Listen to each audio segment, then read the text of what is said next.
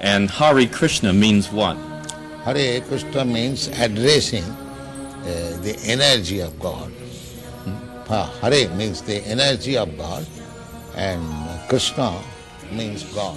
नमस्कार दोस्तों, आज मैं एक ऐसे सन्यासी के बारे में बताने जा रहा हूँ जिन्होंने श्रीमद् भगवद गीता और सनातन धर्म के ज्ञान को पूरे विश्व में फैलाया। आज इनके बदौलत पूरे विश्व में कोई ऐसा कोना नहीं है जहाँ भगवान श्री कृष्ण जिनके भक्त न हो और जहाँ जगन्नाथ जिनकी यात्रा निकल हो। उनका नाम है अभय चरणारविंद भक्तिवेदांत स्वामी प्रभुपाद, जिनको इस्कॉन मंदिर के संस्थापक के रूप में भी जाना जाता है।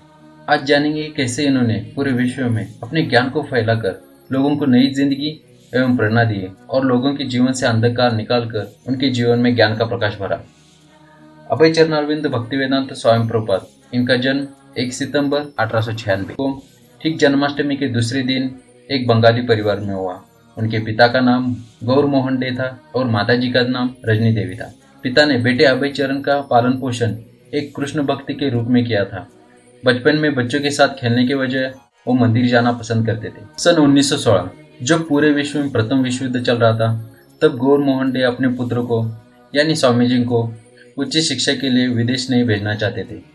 तब 20 वर्ष की आयु में ही स्वामी जी ने कोलकाता के विख्यात स्कॉटिश चर्च कॉलेज में दाखिला ले लिया और वहाँ से ही सन 1920 में उन्होंने ग्रेजुएशन कंप्लीट किया। कॉलेज में स्वामी जी ने संस्कृत, अंग्रेजी, अन्य विषयों में शिक्षा ग्रहण की। सन 1921 में स्वामी जी ने स्वतंत्रता के आंदोलन में गांधी जी का साथ दिया था। सन 1922 में 26 वर्ष की आयु में वो अपने मित्र के माध्यम से गौड़िया मठ के संस्थापक श्री भक्ति सिद्धांत सरस्वती ठाकुर जी से मिले और उनके शिष्य बने। श्री भक्ति सिद्धांत सरस्वती ठाकुर जी ने श्री प्रभुपाद जी को आदेश दिया कि अंग्रेजी भाषा के माध्यम से वैदिक ज्ञान का प्रसार करें।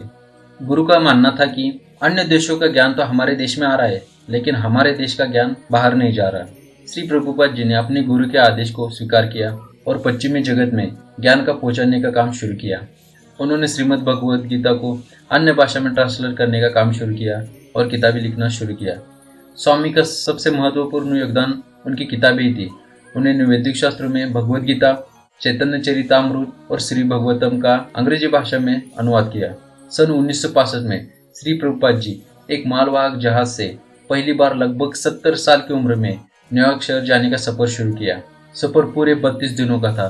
उस दौरान उन्हें 2 बार हार्ट अटैक भी आया, लेकिन उन्होंने अपने सफर को जारी रखा। जब न्यूयॉर्क शहर में पहुंचे तब उसी समय वियतनामी और न्यूयॉर्क का युद्ध चल रहा था, जिसके कारण हिप्पी आ गए थे। हिप्पी ऐसे लोग थे जो रास्ते पर नंगा घूमते थे, नशा करते थे, मारपीट करते थे, महीनों तक स्नान नहीं करते थे। इसके कारण वहाँ की सरकार भी परेशान हो गई थी। तभी श्री प्रभुपाद जी ने सोचा कि क्यों ना हम इन हिप्पी लोगों को सुधारने का काम शुरू किया जाए। उसी दौरान स्वामी जी ने उनके बीच में जाकर कीर्तन करना शुरू किया। शुरू में स्वामी जी को बहुत परेशानी हुई, क्योंकि हिप्पी लोग उनके ऊपर सिगरेट का धुआं छोड़ते थे, उनको परेशान करते थे, उनकी बातें नहीं सुनते थे।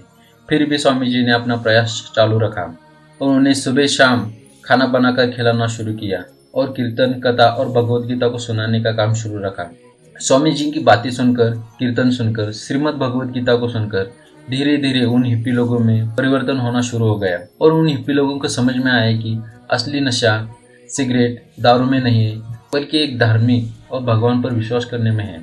धीरे धीरे उन लोगों में परिवर्तन शुरू हो गया और वो लोग हरे कृष्ण का जाप करने लगे और श्रीमद् भगवद गीता का पाठ करना शुरू किया।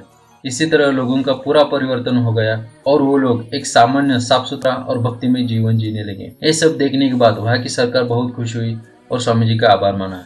एक एक करके स्वामी जी ने 10,000 से ज़्यादा शिष्य बनाए और उन शिष्यों को विश्व में अलग अलग जगह ज्ञान का प्रसार करने के लिए भेज दिया। स्वामी जी ने इस दौरान बहुत सारी किताबों का अन्य भाषा में ट्रांसलेट किया और अपने ज्ञान, प्रेम और हरे कृष्ण भक्ति का प्रसार शुरू रखा। इसी दौरान उन्होंने 1966 में इस्कॉन की स्थापना की, जिसे अंतर्राष्ट्रीय कृष्ण भावनामृत संघ भी कहा जाता है।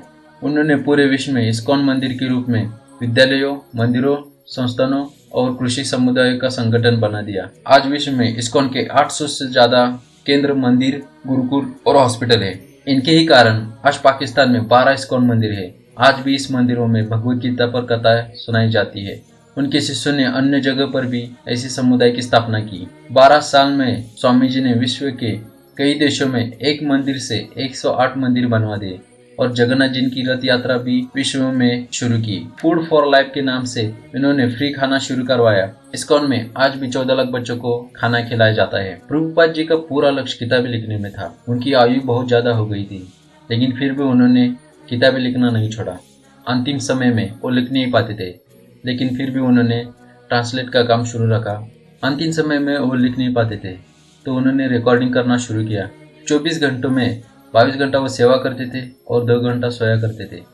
श्री प्रभुपाद जी का निधन 14 नवंबर 1970 में प्रसिद्ध धार्मिक नगरी मथुरा के वृंदावन धाम में हुआ। कहा जाता है कि जब यह मृत्युशैया पर लेटे हुए थे, तब भी यह गीता ज्ञान के उपदेश को रिकॉर्ड कर रहे थे। ये वीडियो बनाने का उद्देश्य यही है कि एक व्यक्ति पूरे विश्व को बदलने की ताकत रखता है।